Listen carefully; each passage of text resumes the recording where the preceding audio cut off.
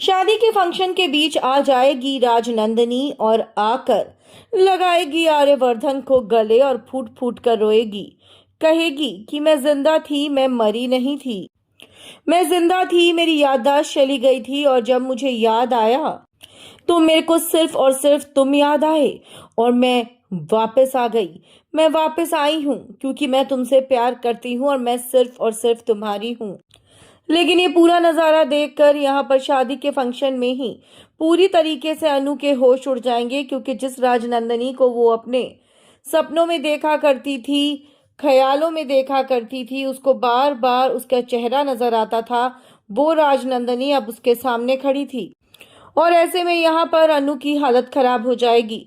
अनु राजनंदनी को देखकर चक्कर खा जाएगी और वो बेहोश हो जाएगी, उसको कुछ समझ ही नहीं आएगा। लेकिन राजनंदिनी की इन बातों पर आर्यवर्धन यकीन ही नहीं करेगा। उसको यकीन ही नहीं होगा ये उसकी राजनंदिनी है।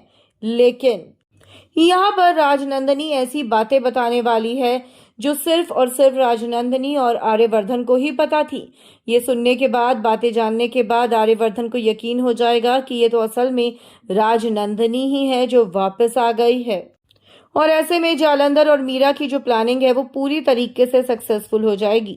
जालंधर और मीरा यहाँ पर एक औरत के चेहरे को बदलवाते हुए आपको नजर आने वाले हैं।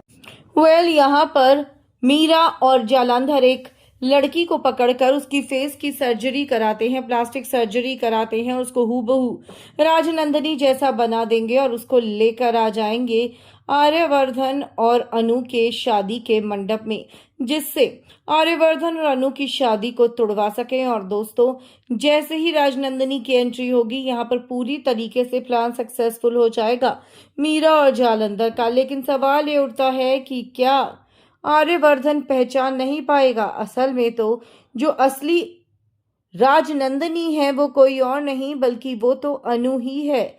लेकिन अभी भी अनु इस बात से अनजान है। दोस्तों, कहानी में बहुत ही बड़ा ट्विस्ट आने वाला है। कितने एक्साइटेड हैं आप देखने के लिए? कमेंट्स में आप हमें ज़रूर लिखकर बताएं। वीडियो को लाइक और शेयर करना आप ना भूलें।